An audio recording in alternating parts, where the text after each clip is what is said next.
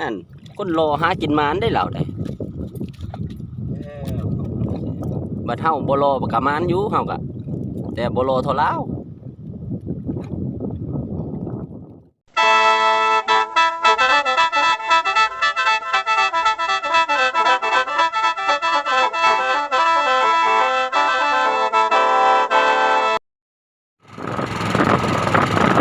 สบายดีไหนมอง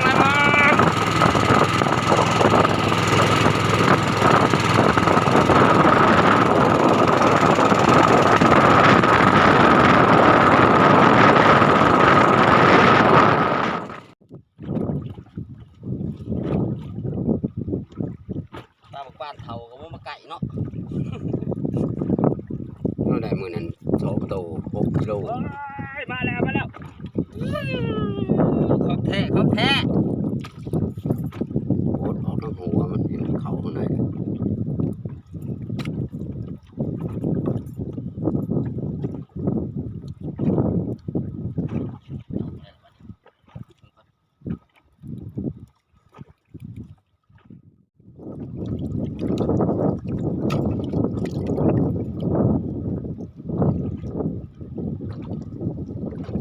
มองเดี๋ยวมันถึงป่าๆมองอันนี้จักโลกตัวหนึ่ง4 โลปลายหนึ่ง2 โลปลาย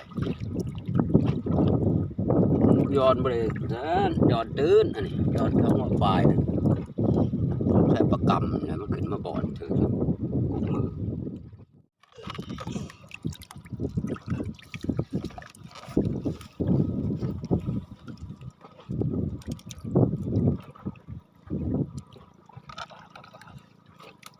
ปลาอีกแล้วมาอีกแล้วไปซะเนาะ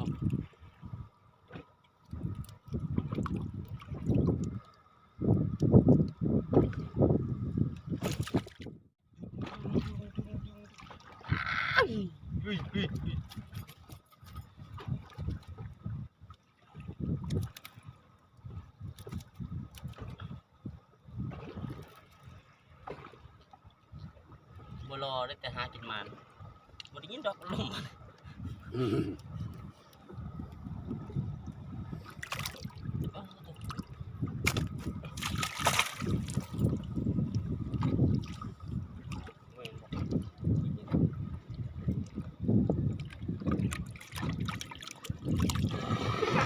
โอ้ยจะบักคักแกโอ้ยเว้าดังได้แม่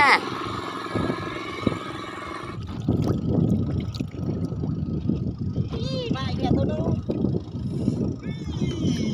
มาของแท้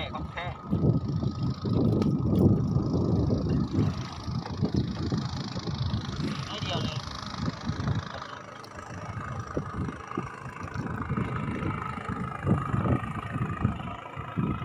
ปลาปาก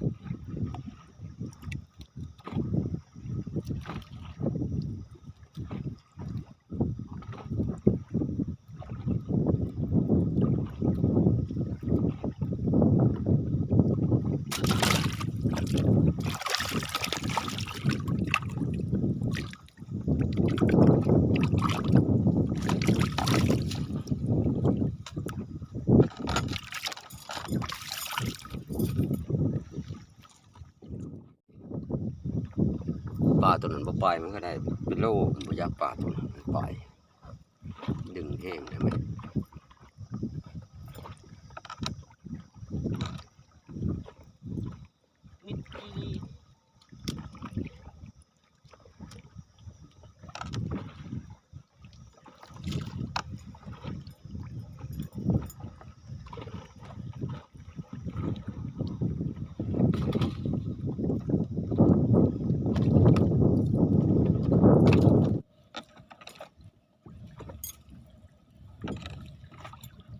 งานมาอีกแล้วโอ้ยยอมรับคนรอนี่มานขนาด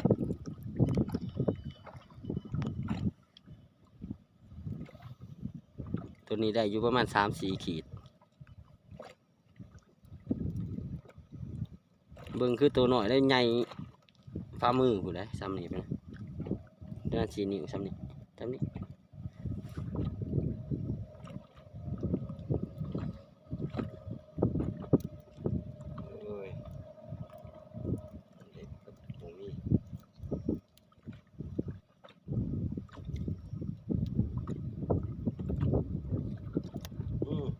ไปแล้วตาหนึ่งคอยอยู่แล้วประมาณ4 โอ้10 ปลายแล้วเขาบ่ได้สั่งดอกบ่ได้ติดสิ่งหยังดอกกะเอาไปซะ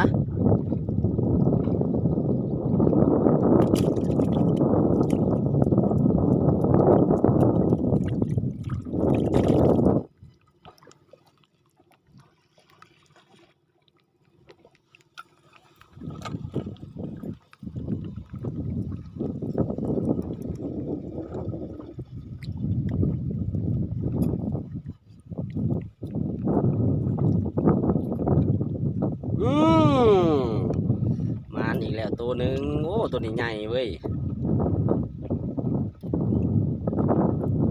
โอ้เกือบไปเกาะน้อยเดียว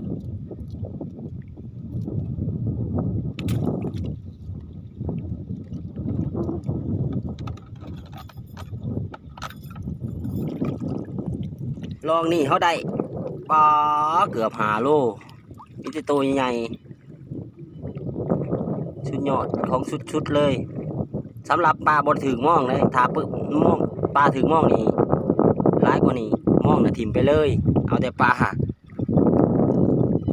อันนี้คือปลาบนถึงม่องซื้อดอกเก็บเก็บ10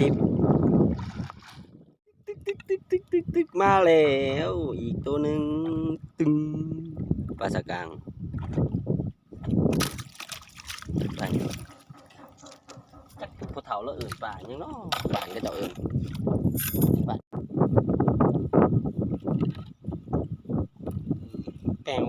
มว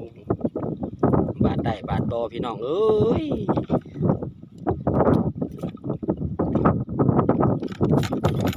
รถน้ำมัน800,000 ล้านเลยชัวร์สิได้ป้าดับโล2 โลนานมันอีกแล้วนานลอกละโต2 โตก็อ้าวพอได้ปนได้แจว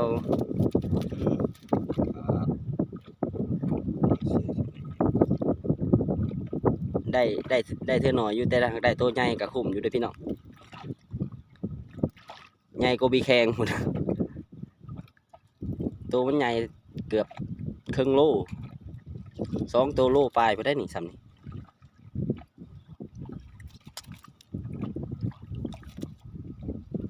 อันนี้คือปลาปากนี่ปลาปากแต่มันเบาๆซื่อ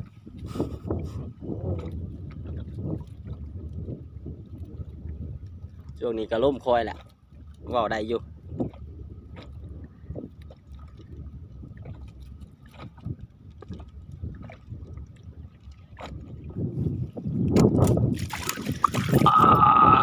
มีใส่ใหญ่พี่น้องนี่ใหญ่กว่าแขนตัว2 ตัวนี่โลปลาย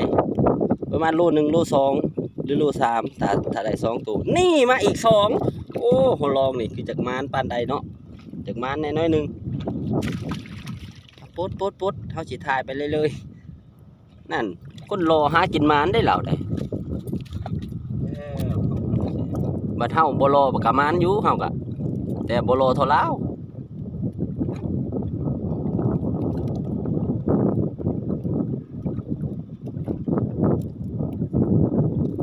ไปอยากละสั่งเด้อโล 1บ่แพงดอกคันแพงเพิ่นสิบ่ขายได้นี่2 โลได้3 ตัวเป็นตัวที่4เนาะลองนี่เนาะ4 ตัวแล้วดิลองไปถึงดาแท้ๆลงน้ำ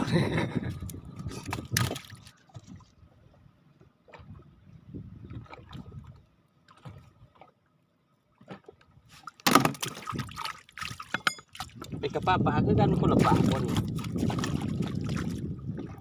นี่มาอีกแล้วโอ้4 5 6มาอีกแล้วโอ้รู้สึกว่าลองดีจากมันกว่าลองอื่นเนาะเพราะว่าเป็นม่วงที่บนต่อกันนี้สามตอนไหนสามซุ่มที่มันได้ปลาเนี่ยก็คือซุ่มที่2ตอนกลางตอนทับอิฐได้ปลาโตเดียวเก็บซิปไปนี่แหละเฮ็ดได้อยากได้เหือไม้เนาะหาเงินซื้อเหือไม้เนาะ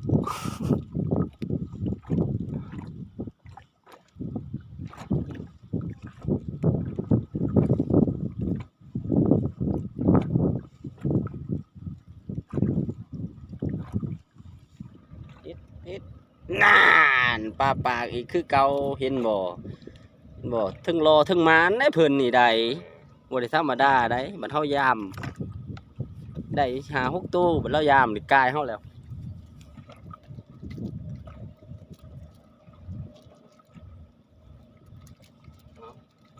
คอยพื้นหาอยู่โตมากตบหูมันเลยนะ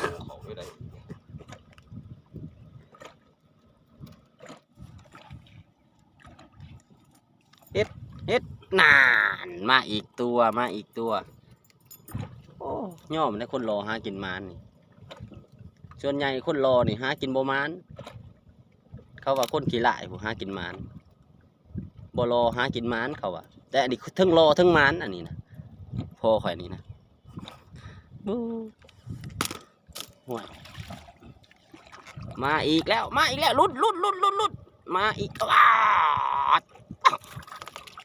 ได้อยู่3-4 โลลองนี่ในขณะนี้ได้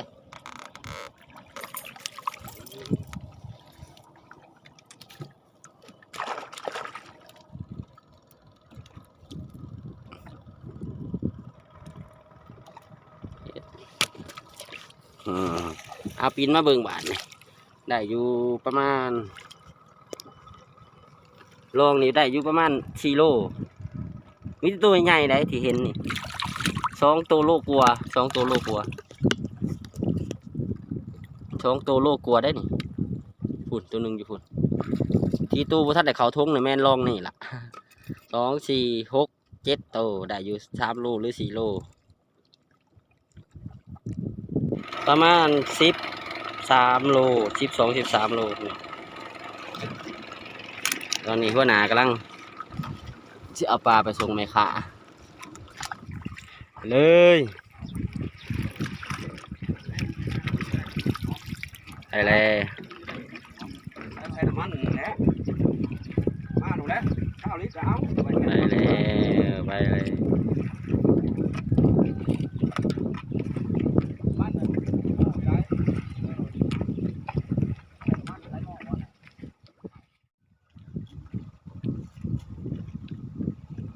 ได้จักโลฮะ11 โล